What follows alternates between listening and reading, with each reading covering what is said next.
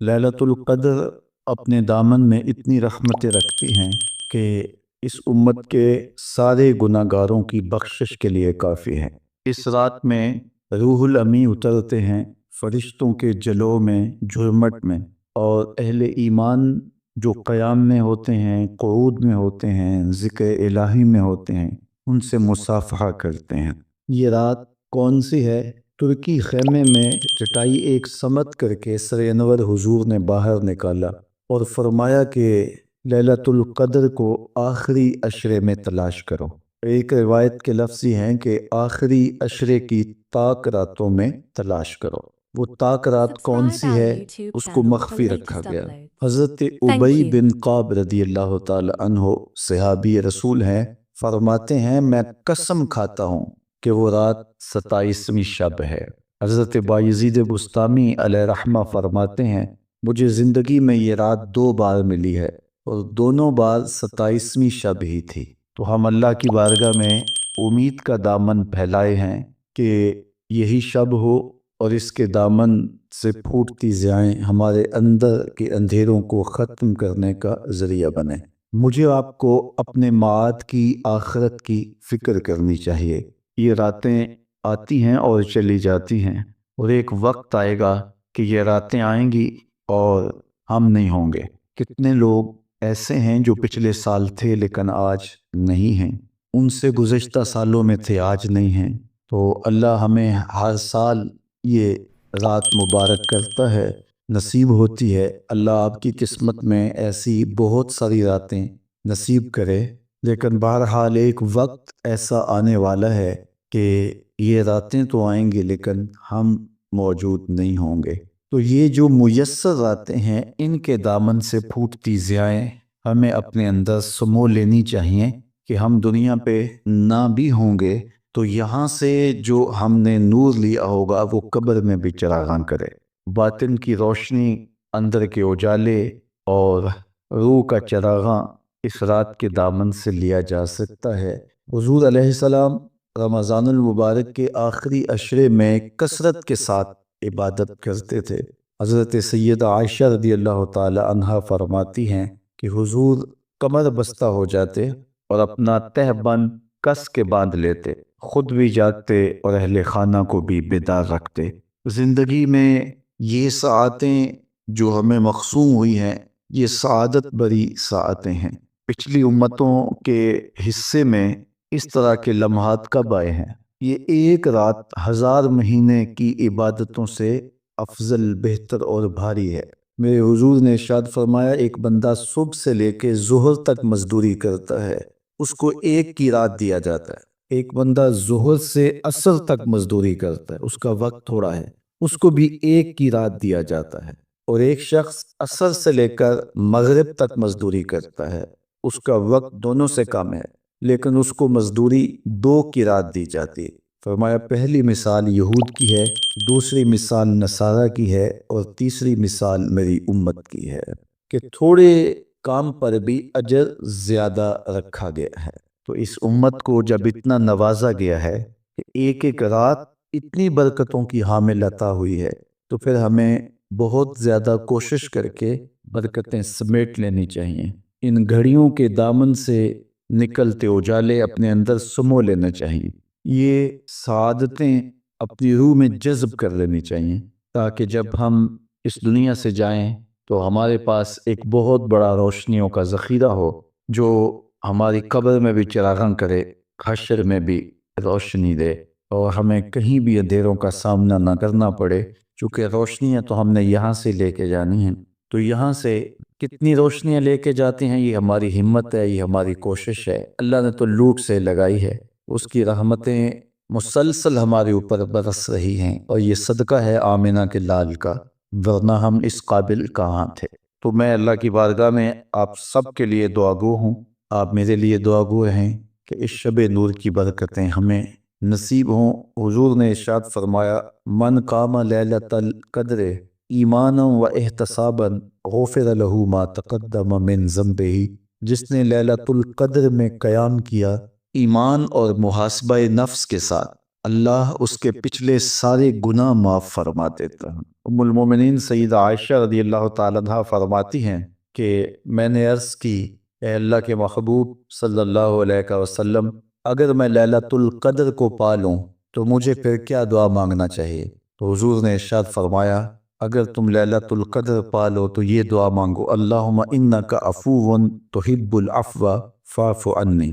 اے اللہ تو معاف کرنے والا ہے، معاف کرنے کو پسند کرتا ہے، میرے معاملات سے درگزر فرما۔ تو اللہ تعالیٰ اس رات کی برکتوں سے ہمیں اپنی پناہ میں، امان میں، حفاظتوں کے حصار میں رکھے۔ ہر سال لیلۃ القدر کے موقع پر اور شب برات کے موقع پر دور و نزدیک سے آنے والے سامعین کو کتاب اللہ سے کچھ ضروری مضامین پیش کرنے کی سعادت پاتا ہوں، کیونکہ مجھے پتہ ہے کہ یہاں آنے والے لوگ بڑی دور دور سے آتے ہیں اور اپنے محلوں کو، اپنی بستیوں کو، اپنے شہروں کو چھوڑ کے یہاں پہنچتے ہیں، تو ان کا ایک لمحہ بھی ضائع نہ ہو، ان کی ایک ایک ساتھ کی قدر کی جائے اور ان کو بامقصد باتیں جو ان کی پوری زندگی میں ان کے لیے نفع کا سبب ہوں، ان کو یہاں سے دی جائیں۔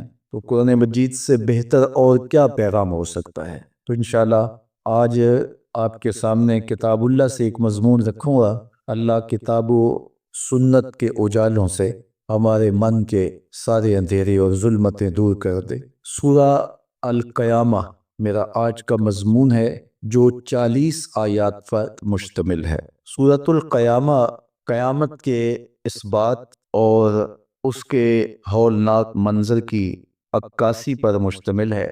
معاد کا یقین ہماری زندگی میں نظم پیدا کرتا ہے۔ اگر کسی قوم کو احتساب کا یقین نہ ہو تو اس کی زندگی بے ربط ہو جاتی ہے، لوٹ مار کا بازار گرم کر لیتا ہے کہ مجھے کون پوچھنے والا ہے۔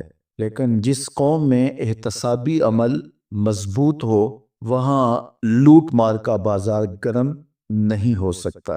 تو دنیا کے اوپر نظم قائم رکھنے کے لیے احتسابی عمل بہت ضروری ہے۔ دنیا بھر کے دانشور یہ بات کہتے آئے ہیں، اگر جرائم ختم کرنے ہیں تو انصاف فراہم کرنا پڑے گا۔ اگر عدالتیں قابل فروخت مال بن جائے، تھانے بکنے لگ جائیں، تو پھر معاشرے جرائم سے پاک نہیں رہ سکتے۔ تو عدالتی نظام اگر بے لاگ ہوگا اور انصاف لوگوں کی دہلیز تک پہنچے گا تو معاشرے ستھرے اور پاکیزہ ہوں گے اور ایک خوبصورت معاشرتی نظم قائم ہوگا۔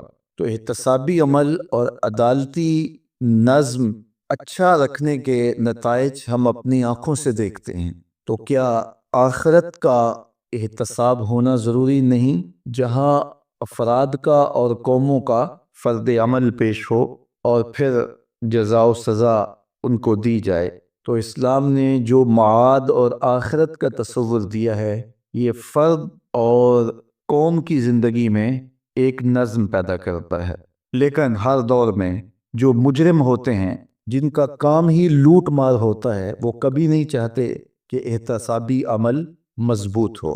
وہ چاہیں گے کہ عدالتیں قابل فروخت جنس بن جائیں، تھانوں کی بولیاں دی جا سکیں اور انصاف کبھی بھی قائم نہ ہو۔ تو بے لاگ احتساب کا وہ کبھی بھی رواج نہیں پڑنے دیں گے۔ جو لوگ آخرت کے تصور کو جھٹلاتے ہیں، ان ساری قوموں کو دیکھ لے جنہوں نے آخرت کو جھٹلایا، وہ قومیں ہیں جو برائی میں لت پت تھی اور گناہوں بھری زندگی بسر کر رہی تھی۔ اب ایسی قومیں کبھی پسند نہیں کرتی کہ کوئی آخرت بھی ہو جس کا خوف انہیں گناہوں کی اور بدیوں کی زندگی سے نکالے، چونکہ وہ اس زندگی سے نکلنا ہی نہیں چاہتے۔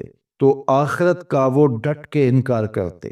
قریش مکہ نے بھی آخرت کا ڈٹ کے انکار کیا اور کہا کہ ہم آخرت کو نہیں مانتے، کیونکہ اگر وہ آخرت کو مان لیتے ہیں تو پھر زندگی کی تمام تر مکاریاں، دجل و فریب، تلبیسات، لوٹ مار، ظلم و جبر جو کمزوروں پر وہ روا رکھے ہوئے تھے، اس کا جواز باقی نہیں رہتا تھا۔ تو اس لیے انہوں نے اس کا ڈٹ کے انکار کیا۔ قرآن مجید کی جتنی بھی مکی صورتیں ہیں، ان میں آخرت کا اس بات کیا گیا ہے اور معاد کو ثابت کرنے کے لیے دلائل دیے گئے ہیں۔ یہ سورہ القیامہ یہ بھی سورت نزول کے اعتبار سے مکی ہے۔ سورت کا آغاز قسم سے کیا جا رہا ہے، لا اقسم بیوم القیامہ، روز قیامت کی قسم یاد کرتا ہوں۔ اللہ تعالیٰ نے قیامت کے دن کی قسم کی۔ ولا اقسم بالنفس اللوامہ، اور قسم ہے ملامت کرنے والے نفس کی، اس جان کی قسم جو اپنے اوپر ملامت کرے۔ انسان کے اندر جو نفس ہے وہ اس کو برائی کا حکم دیتا ہے، حکم دینے والے کو عامر کہتے ہیں، اور اسی سے مبالغہ کا صیغہ امارہ ہے، بہت زیادہ حکم دینے والا۔ تو جو نفس انسان کو برائی کا حکم دیتا ہے اس کو نفس امارہ کہتے ہیں، بہت زیادہ برائی کا حکم دینے والا۔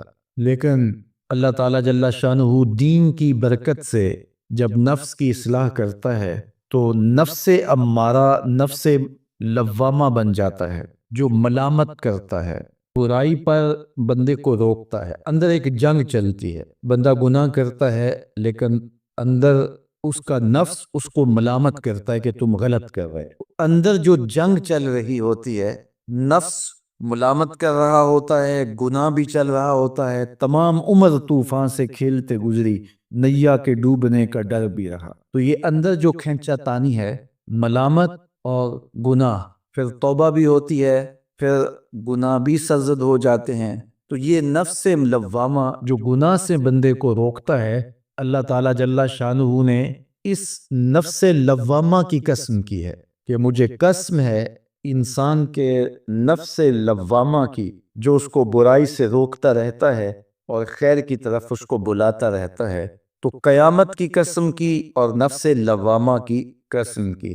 اور جب نفس مزید ترقی کرتا ہے اور پھر اندر نیکی کی قوتیں پنپتی ہیں تو ایک وقت آتا ہے کہ پھر انسان نیکی ہی کے ماحول میں جینا شروع کر دیتا ہے، تو پھر نفس کو اطمینان ملتا ہے، اس نفس کو نفس مطمئنہ کہتے ہیں۔ اور جب نفس مطمئنہ بن جائے تو قیامت کے دن اللہ تعالیٰ جل شانہ آواز دے گا کہ میرے لیے گناہوں کو چھوڑنے والے آجا، تیرا رب تیرا منتظر ہے۔ سورہ الفجر میں ارشاد فرمایا، یا ایتھا النفس المطمئنہ ارجعی الی ربک راضیۃ مرضیہ فادخلی فی عبادی وادخلی جنتی۔ اے نفس مطمئنہ، آجا، تیرا رب تیرے پہ راضی اور تو رب پہ راضی، میرے بندوں میں داخل ہو کے میری جنت میں داخل ہو جا۔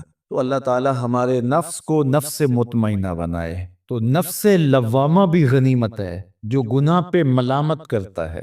تو اللہ تعالیٰ جل شانہ نے قیامت کے دن کی قسم کی تو ساتھ نفس لوامہ کی بھی قسم کی۔ قسم تو کوئی بھی کرے تو سننے والا متوجہ ہوتا ہے کہ یہ جو قسم کی جا رہی ہے تو یہ کسی عنوان کی اہمیت کو بیان کرنا مقصود ہے۔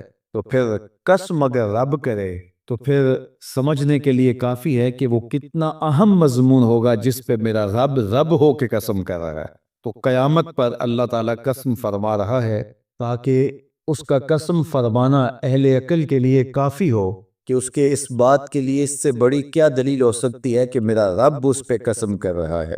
اَيَحْسَبُ الْإِنسَانُ أَن لَّن نَّجْمَعَ عِظَامَهُ، اللہ تعالیٰ ارشاد فرماتا ہے کہ کیا آدمی یہ سمجھتا ہے کہ ہم ہرگز اس کی ہڈیاں جمع نہیں فرمائیں گے؟ یہ ایک کافر تھا، عدی بن ربیعہ، یہ مراد ہے یہاں انسان سے۔ ایک روایت کے مطابق ابو جہل بن ہشام مراد ہے۔ تو یہ ابو جہل یا عدی بن ربیعہ یہ کہتے تھے کہ کیا ہڈیوں کو دوبارہ جوڑا جائے گا، دوبارہ ان کو جمع کیا جائے گا؟ یہ نہیں ہو سکتا، قیامت نہیں آ سکتی۔ وہ کہتے تھے یہ جہاں ہے بس ختم ہو جائے گا کام تمام، لہٰذا جو عزت پانی ہے، جو لذت حاصل کرنی ہے، جو عیش و عشرت کرنی ہے، جو کچھ کرنا ہے اسی جہان میں کر لو۔ آج کل بہت سارے لوگوں کا رویہ بھی یہی ہے کہ بس ٹھیک ہے، یہ دنیا ہی سب کچھ ہے، آخرت بس ایک اعتقاد کی حد تک ذہن کے کسی گوشے میں ہے، 2 لمحوں کے لیے خیال آیا تو رک گئے، پھر اپنی وہی ڈگر کی زندگی۔ لیکن آخرت جب تیقن کی اس منزل تک پہنچ جائے پھر انسان کے اعمال کے اندر خود بخود جو ہے وہ نظم پیدا ہو جاتا ہے کہ چونکہ میں اللہ کے حضور پیش ہونا ہے اور ایک ایک عمل کا میں نے حساب دینا ہے۔ تو آخرت کے بارے میں یقین کی کمزوری انسان کو جو ہے وہ گناہوں کی دلدل میں پھنسا دیتی ہے، اس لیے آخرت کا یقین یہ بہت ضروری ہے تاکہ ہماری زندگی میں نظم پیدا ہو اور ہم اللہ کے حضور جھکنے والے، اس کے شکر گزار بندے، اس کی اتباع کرنے والے بنیں۔ تو اب وہ کافر کہتے تھے، ابن ربیعہ یا ابو جہل، کہ یہ جو ہڈیاں ہیں ان ہڈیوں کو کیسے دوبارہ زندہ کیا جائے گا۔ نضر بن حارث ایک کافر تھا، وہ کہیں سے قبرستان سے پرانی ہڈی اٹھا لایا، اور وہ اتنی بوسیدہ تھی کہ ہاتھ کے لمس سے ٹوٹ ٹوٹ کے گرتی تھی، اور حضور کے پاس آ کھڑا ہوا اور آ کے کہنے لگا کہ کیا ان ہڈیوں کو دوبارہ زندہ کیا جائے گا؟ کون ہے ان کو جو دوبارہ زندہ کرے؟ اور ساتھ ہڈی توڑتا ہے اور اس کے ریزے زمین پہ گرتے ہیں۔ تو حضور علیہ السلام نے اللہ کی جانب سے اس کا جواب دیا۔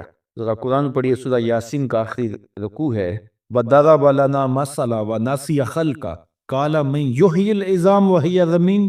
اب وہ باتیں کرنے لگ گیا ہے، اس کی زبان بولنے لگی ہے، اب کہاوتیں ہمارے لیے لاتا ہے، اور کیا کہتا ہے؟ مَن يُحْيِي الْعِظَامَ وَهِيَ رَمِيمٌ، ان ہڈیوں کو کون زندہ کرے گا جبکہ اتنی بوسیدہ ہو گئی ہیں۔ تو یہ نضر بن حارث حضور کے سامنے ہڈی لایا تھا اور توڑتا تھا اور کہتا تھا یہ ہڈیاں زندہ ہوں گی، ان ہڈیوں کو دوبارہ اٹھایا جائے گا جو اتنی بوسیدہ ہو گئی ہیں کہ ہاتھوں کا لمس بھی گوارا نہیں کرتی، اس کو دوبارہ زندہ کیا جائے گا، کون زندہ کرے گا؟ جواب سنو، قُلْ يُحْيِيهَا الَّذِي أَنشَأَهَا أَوَّلَ مَرَّةٍ، اے محبوب فرما دیجئے اب تو ہڈیاں موجود ہیں، جب ہڈیاں بھی نہیں تھی تو جس رب نے انسان بنایا ہڈیوں کو جوڑ کے نہیں بنا سکتا۔ اب تو میٹیریل موجود ہے جب میٹیریل بھی موجود نہیں تھا۔ هل أتى على الإنسان حين من الدهر لم يكن شيئا مذكورا، انسان پر وہ وقت بھی آیا ہے جب یہ قابل ذکر چیز ہی نہیں تھا، اس کا نقشہ نہیں تھا، اس کی صورت نہیں تھی، اس کا میٹیریل نہیں تھا، اس کا مادہ نہیں تھا، لیکن جس نے حضرت انسان بنایا، پانی کی بوند سے تخلیق کیا، تو اب کیا وہ ہڈیوں کو جوڑ کر انسان نہیں بنا سکتا؟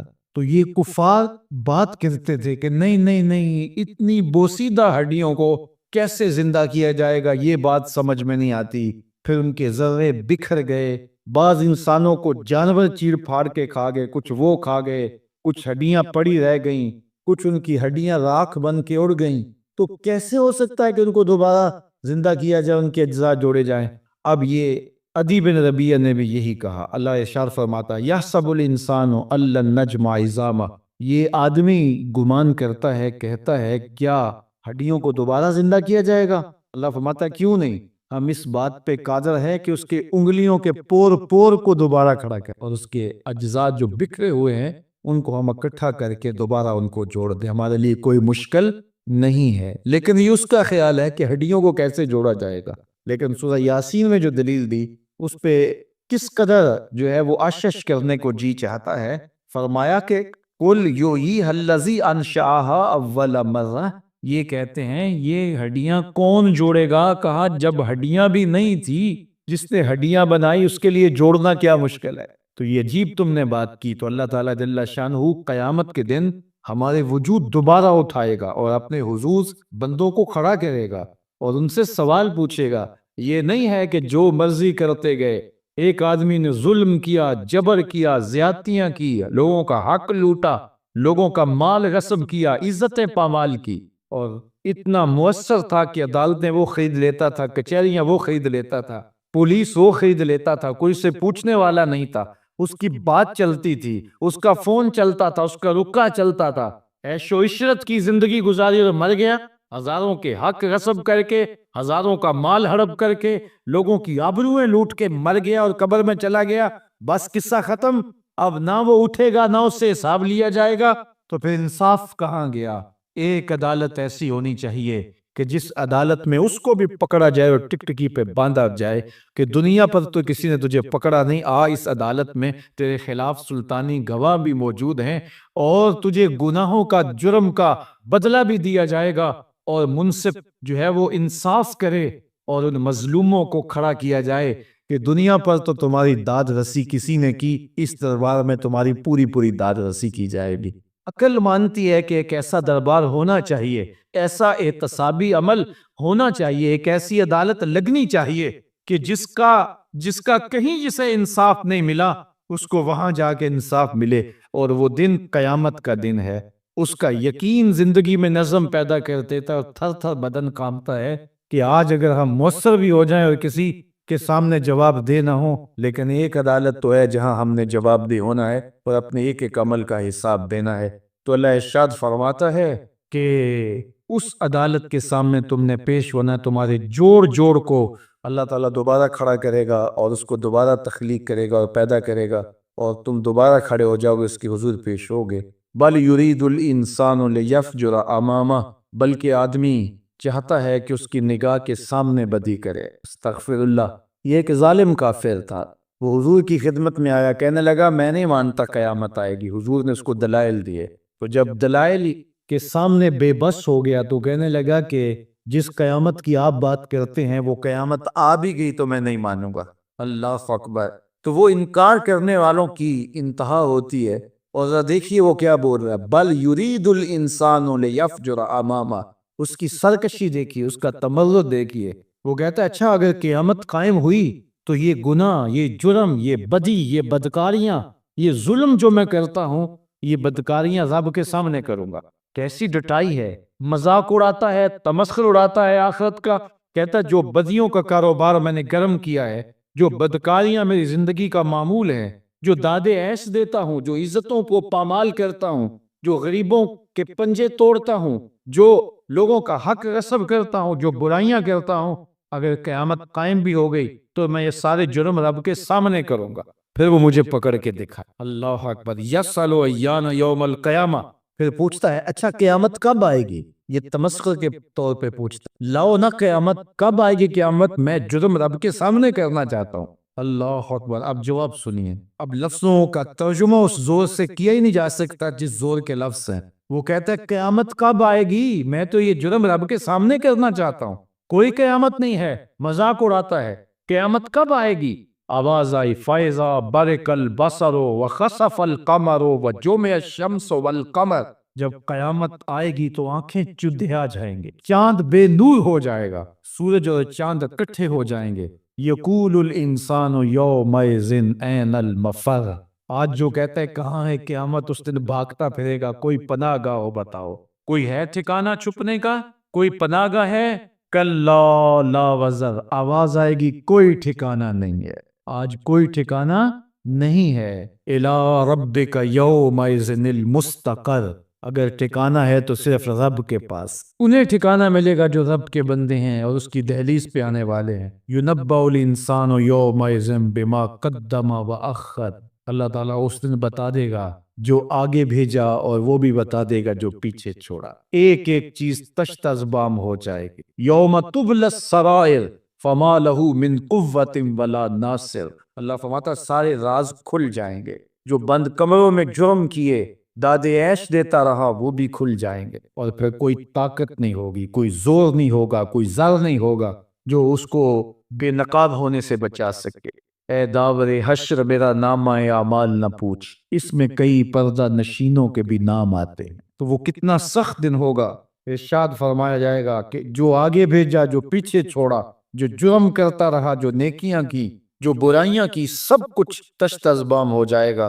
بل الانسان علی نفسہ بصیرہ۔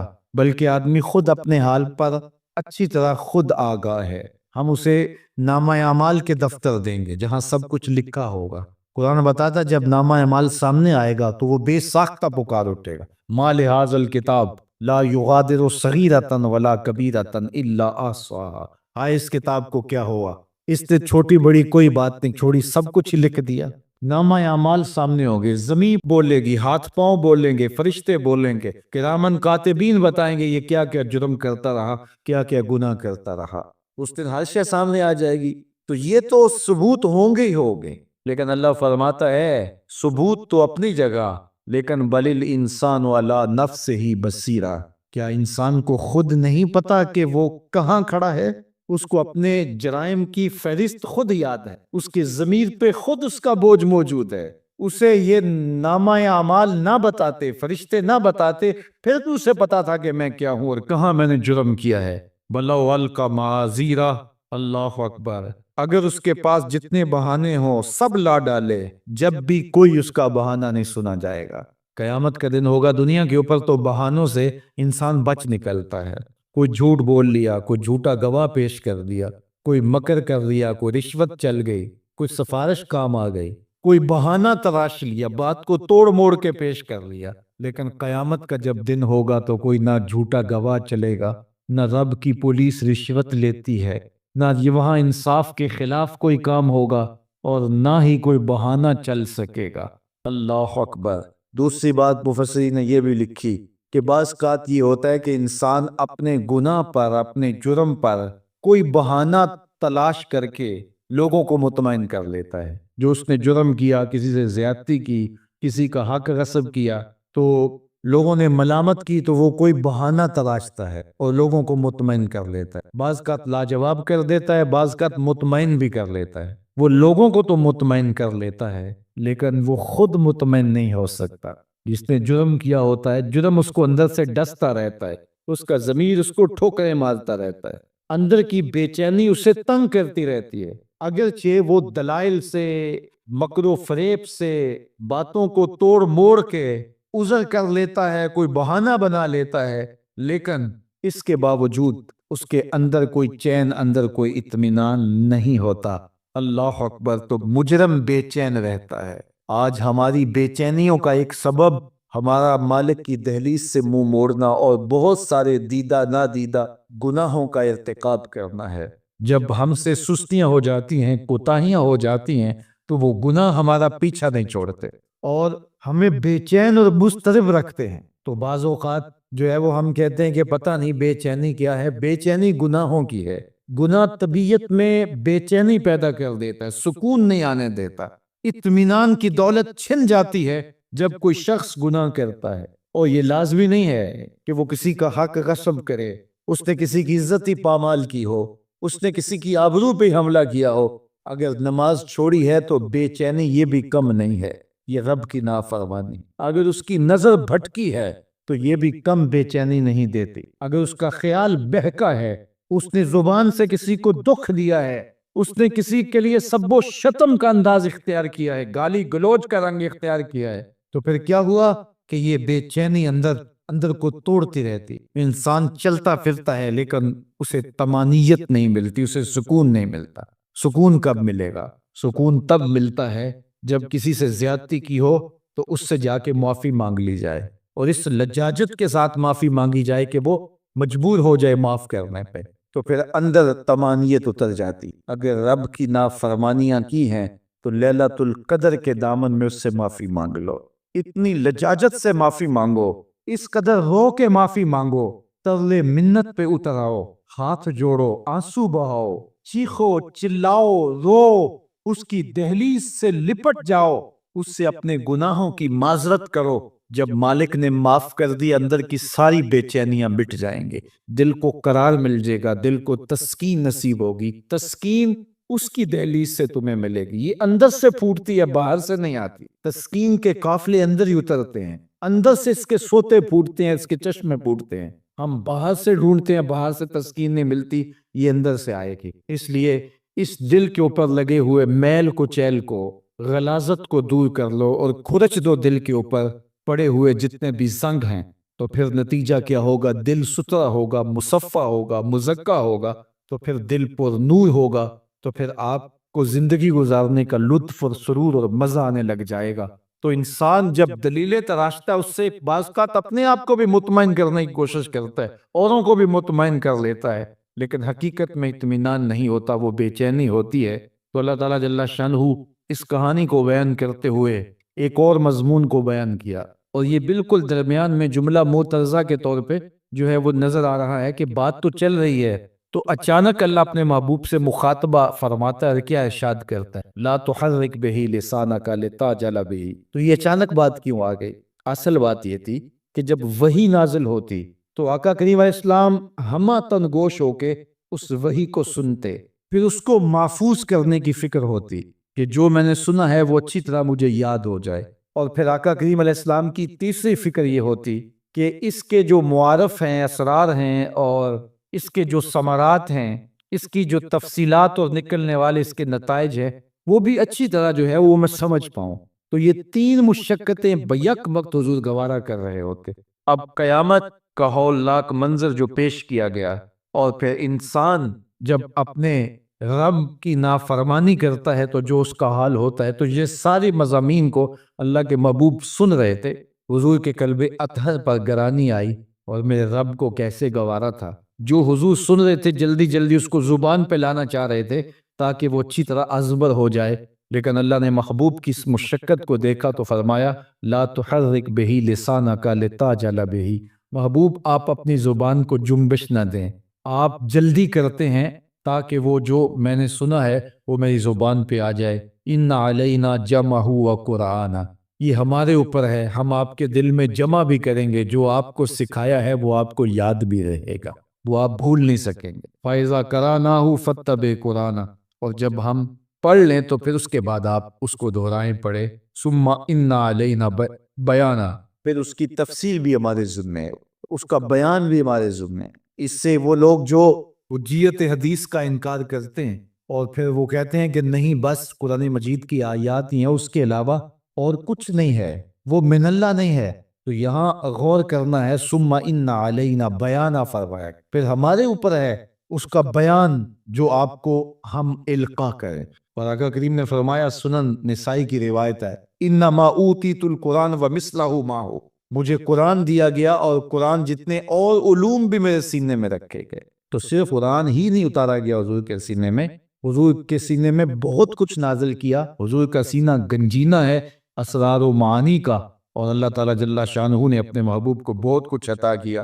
یہ بیان کرنے کے بعد فرمایا کلا بل تحبون العاجلہ وتذرون الآخرہ، اللہ اکبر، کوئی نہیں بلکہ یہ جو تم لوگ ہو اے کافرو، تم اس چیز کو پسند کرتے ہو جو بالکل نقد ہے، جو جلد ملنے والی ہے۔ دنیا کا سودا نقد ہے، دنیا کے نفع نقد ہیں، دنیا کی لذات نقد ہیں۔ شیطان کہتا ہے اب چوری کرو اب مال آئے گا، اب زنا کرو اب لذت ملے گی، اب ڈاکہ کرو اب امیر ہو جاؤ گے۔ تو دنیا کے سودے نقد ہیں اور آخرت کے وعدے ادھار ہیں۔ تو ارشاد فرمایا بل تحبون العاجلہ، تم دنیا کی جو عاجل چیزیں ہیں، جو بالکل نقد سودے ہیں، تم ان کے پیچھے پڑتے ہو۔ وَتَذَرُونَ الْآخِرَةَ، اور آخرت کو چھوڑتے ہو۔ دوسرے مقام پہ ارشاد فرمایا سورہ الاعلیٰ میں بل تؤثرون الحیات الدنیا والآخرۃ خیر وابقیٰ، تم دنیا کی جیتی زندگی کو ترجیح دیتے ہو، حالانکہ آخرت بہتر بھی ہے اور دائمی بھی۔ میں آپ کی توجہ چاہوں گا، آخرت بہتر بھی ہے اور دائمی بھی، لیکن تمہاری ترجیح یہ دنیا ہے جس کی آخرت کے مقابلے میں کوئی حیثیت ہی نہیں ہے۔ حضور نے ارشاد فرمایا اگر کسی کو جنت میں ایک کوڑا رکھنے کی جگہ مل جائے، ایک ڈنڈا رکھنے کی جگہ مل جائے، دنیا و ما فیہا کی دولتوں سے وہ زیادہ قیمتی، 7 براعظموں پہ پھیلی ہوئی کائنات، سمندروں کی تہوں میں قیمتی موتی، پہاڑوں کے دامن میں قیمتی معدنیات، مالیاتی اداروں کے پاس سرمائے، لوگوں کے پاس دولت کے انبار، یہ سارے اکٹھے کر لیے جائیں اور ان کی قیمت لگائی جائے، اور جنت میں ایک ڈنڈا رکھنے کی جگہ، ایک عصا رکھنے کی جگہ، ایک کوڑا رکھنے کی جگہ، وہ جگہ پھر بھی زیادہ قیمتی ہے۔ پراپرٹی ویلیو ہوتی ہے نا، وہ کہتے ہیں کہ دور دراز دیہات سے 10 ایکڑ فروخت کریں تو یہاں ہمارے بائی پاس پہ اگر لیں تو 1 کنال جگہ آئے گی، 10 ایکڑ فروخت کر کے یہاں 1 کنال ملے گی۔ اور اگر آپ مزید اس کو فروخت کر کے مزید جو ہے وہ کسی مہنگے علاقے میں چلے جائیں تو ہو سکتا ہے 2 مرلے اس 10 ایکڑ کے مقابلے میں آئیں۔ تو اس طرح مختلف جگہوں کی پراپرٹی ویلیو ہوتی ہے۔ اللہ کے محبوب جنت کی پراپرٹی ویلیو بتا رہے ہیں۔ 7 براعظموں پہ پھیلی ہوئی کائنات کو ایک پلڑے میں رکھیں، پوری دنیا کے اندر جو سرمائے ہیں، جو ماضی میں سرمائے لوگوں نے خرچ کر لیے، جو حال میں موجود ہیں، جو آنے والے ادوار میں لوگوں کے پاس آئیں گے، قارون کا خزانہ اور سرمائے سارے اکٹھے کر کے ایک پلڑے میں رکھ دیں، جنت میں ایک عصا رکھنے کی جگہ پھر بھی زیادہ قیمت۔ تو پھر دنیا کی آخرت کے مقابلے میں قیمت کیا ہوئی، دنیا کی جنت کے مقابلے میں ویلیو کیا ہوئی؟ اور جنت میں سب سے کم جگہ کس کو ملے گی؟ جو سب سے آخر میں جائے گا۔ ظاہر ہے سب سے کم جگہ اسی کے پاس ہوگی جو سب سے آخر میں جہنم کے دھکے کھا کھا کے، رگڑے سہ سہ کے پھر آخر میں جنت میں جائے گا، سب سے تھوڑی جگہ اس کے پاس ہو۔ حدیث پاک میں آتا ہے، بخاری میں آتا ہے، حضور نے ارشاد فرمایا کہ جب جہنم سے آخری جہنمی نکالا جائے گا تو اللہ تعالیٰ اسے پوچھے گا بتا تیری کوئی آرزو، تو وہ کہے گا مالک یہ آرزو ہے، یہ آرزو ہے، مختلف آرزوؤں بتائے گا۔ اللہ فرمائے گا لکا ما تمنیتا، جو تو نے آرزو کی جا جا تجھے میں نے عطا کر، اب جنت میں چلا جا۔ تو اس کی تو توقع یہ ہوگی کہ سایہ دیواریں جنت میں جگہ مل جائے تو غنیمت ہے، اور اگر جنت کے اندر جاؤں تو کوئی جھونپڑا مل جائے 2 مرلے کا تو وہ بھی کافی ہے، لیکن اللہ اسے کتنی جگہ دے گا؟ اللہ فرمائے گا جا جنت میں، تیرے لیے جنت میں دنیا سے 10 گنا جگہ ہے، 7 بر اعظموں کو 10 سے ضرب دے، تو کہا کہ دنیا سے 10 گنا جگہ تیرے لیے۔ اس کو یقین ہی نہیں آئے گا، وہ کہے گا تسخر وانت الملک، میرے رب تو بادشاہ ہو کے مجھ سے مذاق کر رہا ہے؟ اللہ فرمائے گا نہیں، تیرے لیے 10 گنا جگہ ہے، اور اس کے لیے 10 گنا جگہ ہوگی جو سب سے آخر میں جنت میں جائے گا۔ میں آپ کی توجہ چاہوں گا، جو آخری جنتی ہے اس کے پاس کتنی جگہ ہوگی، کتنی پراپرٹی ہوگی؟ آج تو 2 10 20 50 مربع کسی کے پاس ہوں تو وہ اتراتا ہوا چلتا ہے کہ میں اتنا بڑا ذمہ دار ہوں۔ جنت میں آخری جنتی کی جگہ کتنی ہوگی؟ دنیا سے 10 گنا جگہ۔ تو داتا گنج بخش علی حجویری کی جاگیروں کا عالم کیا ہوگا؟ بابا فرید الدین گنج شکر کی جاگیروں کا عالم کیا ہوگا؟ پھر اصحاب رسول کی جاگیروں کا عالم کیا ہوگا؟ قیمتی کتنی جگہ کہ ایک ڈنڈا رکھنے کی جگہ مل جائے، دنیا و ما فیہا سے وہ قیمتی، اور وہ قیمتی جگہ دنیا سے 10 گنا جگہ اس کو دی جائے گی جو سب سے آخر میں جائے گا۔ تو مجھے بتائیے اس سے بڑا بے وقوف کوئی ہے جو آخرت کو برباد کر کے دنیا کا سودا کرتا؟ بل توثرون الحیات الدنیا والآخرۃ خیر و ابقا، کہا آخرت بہتر بھی ہے اور دائمی بھی، نہ ختم ہونے والی زندگی۔ تو یہاں بھی ارشاد فرمایا کلا بل تحبون العاجلہ وتذرون الآخرہ، تم نقد کے پیچھے دوڑتے ہو، آخرت جو ادھار ہے اس کی پرواہ نہیں کرتے۔ یہ نقد تمہیں مل بھی جائے، پہلی تو بات ہے ملتی نہیں ہے، دنیا تمہارے آگے بھاگتی ہے اور تم پیچھے بھاگ رہے ہو۔ کچھ حصہ تمہیں مل بھی گیا تو وہ کتنے سالوں کے لیے؟ 60 سال 70 سال، یہ تو بڑی لمبی زندگی ہے۔ ہمارے ہاں 45 سال ایوریج نکالی گئی ہے، 60 سال بھی کوئی جی لے، 70 سال بھی کوئی جی لے، کیا حیثیت ہے آخرت کے مقابلے میں؟ آخرت کا ایک دن یوم حشر قرآن بتاتا ہے 50,000 سال کا ہوگا، 50 سال کا نہیں، 100 سال کا نہیں، 50,000 سال کا ایک دن۔ پھر اس کے بعد نہ ختم ہونے والی زندگی، مینڈے کی شکل میں موت کو بھی ذبح کر دیا جائے گا، موت کو بھی موت آ گئی، اب موت نہیں ہے، نہ ختم ہونے والی زندگی۔ اور جو جنت میں چلا گیا سب سے آخر میں جانے والے کی یہ جائیداد ہے۔ تو اصل زندگی تو آخرت کی زندگی ہے۔ کلا بل تحبون العاجلہ وتذرون الآخرہ، یہ تو ایک سودا ہے۔ اب اللہ تعالیٰ ایک اور چیز بتا رہا ہے، ذرا غور کیجئے۔ دنیا کی محبت دل میں ایسی پیدا ہو گئی کہ ہمیں سال کے بعد ماہ سیام میں مسجد میں آنا نصیب ہوتا ہے، اور ہم اپنی ہی دنیا میں مگن ہیں کہ یہی دنیا سب کچھ ہے۔ یہ کائنات بھی دیکھو، میرا رب بیان کر رہا ہے وجوہ یومئذ ناظرہ الی ربہا ناظرہ، وہ دن جب آئے گا تو جب بندے اس کے حضور حاضر ہوں گے جنہوں نے اپنی زندگی حزم و احتیاط سے گزاری ہوگی، رب کی اتباع میں، فرما برداری میں، اس کے حکموں کو پورے کرتے بسر کی ہوگی، پھر ان کو صلہ کیا ہوگا؟ اللہ فرمایا کچھ چہرے ہوں گے جو تر و تازہ ہوں گے، کھل کے گلاب ہو جائیں گے، چہرے منور اور تابہ ہوں گے۔ یہ اتنے کھلے کیوں ہوں گے، چہرے گلاب کیوں ہوں گے؟ الی ربہا ناظرہ، اس لیے کہ رب کا دیدار نصیب ہوگا۔ رب کا دیدار نصیب ہوگا تو چہرے کھل جائیں گے، اور چہرے شگفتہ ہو جائیں گے، چہرے تر و تازہ ہو جائیں گے۔ یار کوئی پرانا دوست مل جائے اور آپ سخت صدمے کے ماحول میں ہوں تو اچانک اسے دیکھ لیں تو آپ کا چہرہ کھل جاتا ہے اور آپ کا چہرہ گلاب بن جاتا ہے، تو پھر کیا منظر ہوگا؟ دنیا کے تھکے ہوئے لوگ، جنگوں کے ستائے ہوئے لوگ، بدر، احد، حنین اور کربلا کی سختیاں گوارا کیے ہوئے لوگ، تہجد کے اندر لمبا قیام کر کے راتوں کی تنہائیوں کے تھکے ہوئے لوگ، حلال کھایا حرام نہیں کھایا اور دنیا سے پیچھے رہ گئے، دنیا آگے چلی گئی اور یہ حلال کی تلاش میں بظاہر پیچھے رہ گئے۔ گھر والے بھی تانے دیتے ہیں کہ تم تو پیچھے رہ گئے، دنیا کہاں چلی گئی، تمہارے رشتہ دار کہاں چلے گئے، تانے اور تانوں تشریح کے برستے تیر سہے، ساری زندگی گزار دی، دکھوں کے مارے ہوئے یہ شخص جب قیامت کے دن اپنے رب کی حضور جائیں گے تو اللہ رخ انور سے نقاب ہٹا دے گا، پھر کیا ہوگا؟ اللہ کا دیدار ہوگا تو یہ چہرے کھل جائیں گے، ساری تھکن اتر جائے گی، جنم جنم کی ساری تھکن اتر جائے گی اور چہرے شگفتہ گلاب بن جائیں گے۔ اللہ فرمائے گا دیکھو ان کے چہرے کیسے کھلے ہوئے، وجوہ یومئذ ناظرہ الی ربہا ناظرہ۔ یہ تو خوش نصیب لوگوں کے چہرے ہیں۔ ووجوہ یومئذ باسرہ، اور پھر اس دن کچھ منہ بگڑے ہوئے ہوں گے۔ کیسے بگڑے ہوں گے؟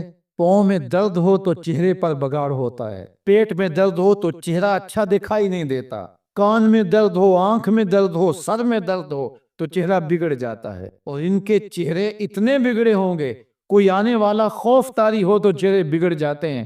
اور انسان کے چہرے کی ہوائیاں اڑی ہوتی ہیں، اب ان کے چہروں کی ہوائیاں اڑی ہوں گی۔ کیوں؟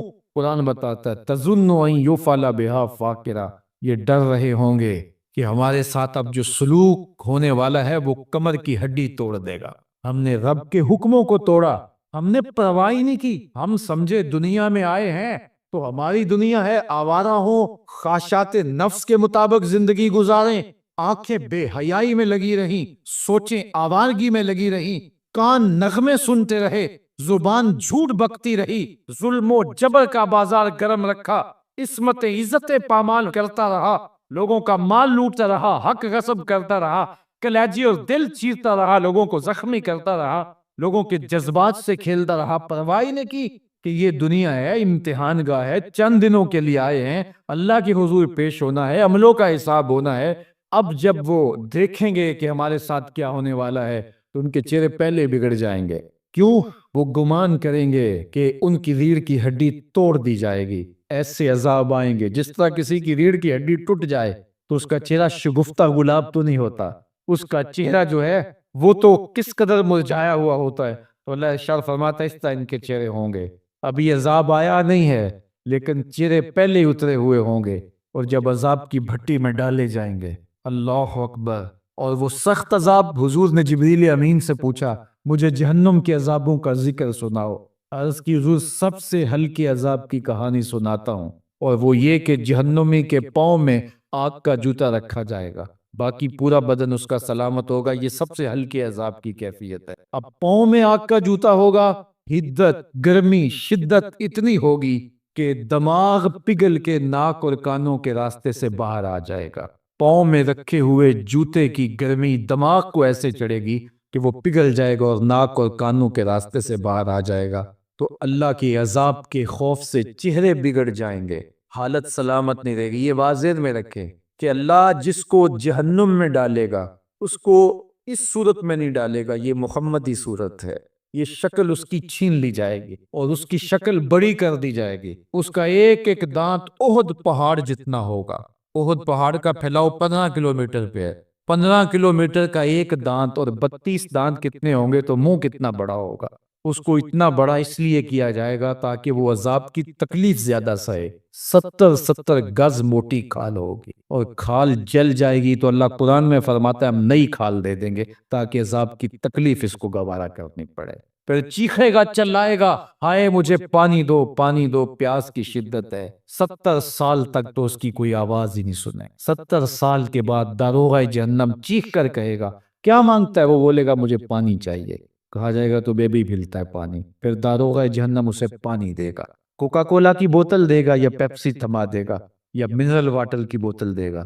نہیں، قرآن بتاتا ہے اسے مائے حمیم دیا جائے گا، کھولتا ہوا پانی، اور وہ اتنا گرم ہوگا جب پینے کے لیے چہرے کے قریب کرے گا اس سے اٹھتی ہوئی بھاپ کی وجہ سے چہرے کی کھال ادڑ کے اس کے اندر گر پڑے گی، لیکن اس کے باوجود اس کو پینا پڑے گا۔ اللہ فرماتا ہے یہ دنیا ہی سب کچھ نہیں ہے، سمجھ لیا یہی سب کچھ ہے، آخرت کو بھول گئے، صبح اٹھے کام پہ چلے گئے، شام آئے آوارگی میں چلے گئے، صدائیں آتی رہی حی علی الصلاح حی علی الفلاح، کوئی پرواہ نہیں کی، نہ پیشانیوں نے سجدے کیے، نہ سوچوں میں پاکیزگی آئی، زندگی یوں گزار کے چلے گئے۔ ایسے نہیں کہا، ایک وہ ہوں گے جن کے چہرے شگفتہ گلاب ہوں گے، ایک وہ ہوں گے جن کے چہرے بگڑے ہوئے ہوں گے۔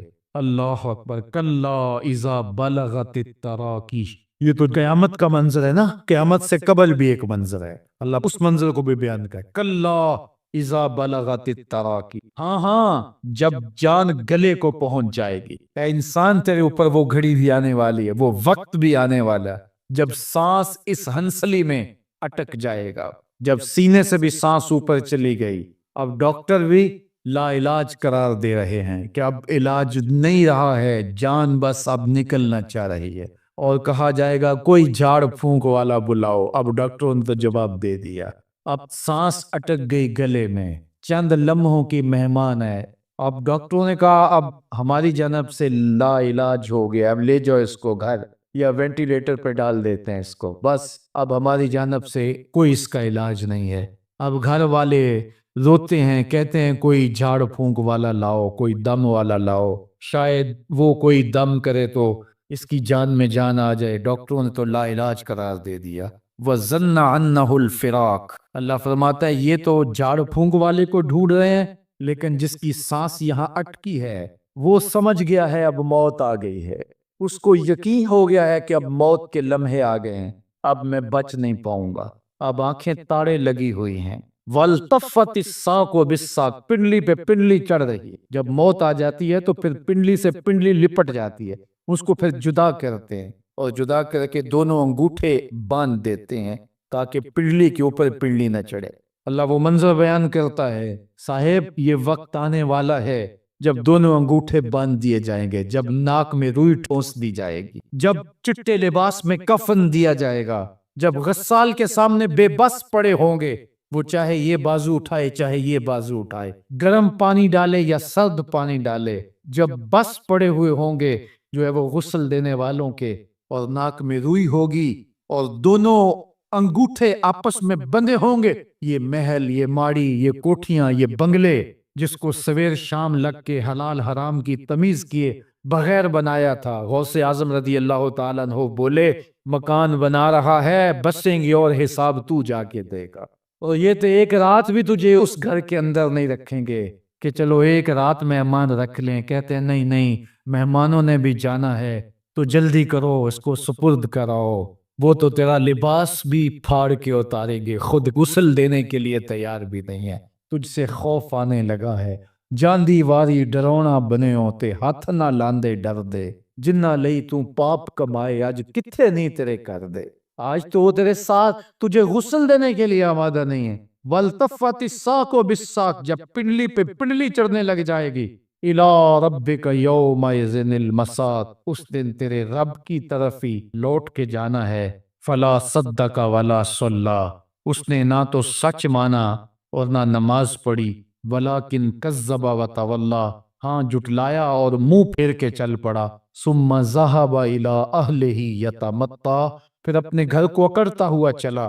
اولا لک فاولا ثم اولا لک فاولا، تیری خرابی آ پہنچی، ہاں تیری خرابی آ پہنچی۔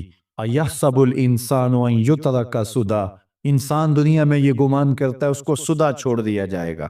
سدا عربی میں ایسے اونٹ کو کہتے ہیں جس کی مہار کسی کے ہاتھ میں نہ ہو، شترے بے مہار، جہاں مرضی جس گھاٹ سے چاہے پانی پیے، جہاں سے مرضی چارہ لے، تو شترے بے مہار کو کہتے ہیں سدا۔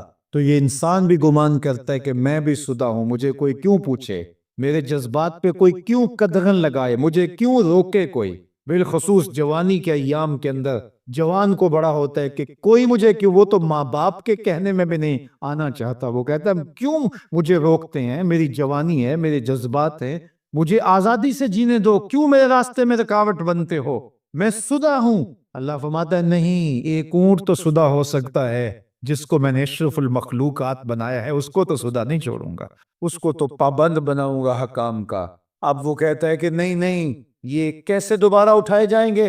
اب دوبارہ وہی بات پھر آ گئی، الم یک نطفۃ من منی یمنی، اللہ فرماتا ہے ایک بوند تھی نا، پانی کا ایک قطرہ تھا جو رحم مادر میں رکھا گیا، ثم کان علقہ، پھر وہ پانی کا قطرہ لوتھڑا بنا، فخلق فسوی، پھر اللہ نے اسے پیدا فرمایا اور پھر ٹھیک ہموار کیا، فجعل منہ الزوجین الذکر والانثی، پھر اس سے وہ جوڑ بنائے، کوئی مرد بنایا کوئی عورت بنائی۔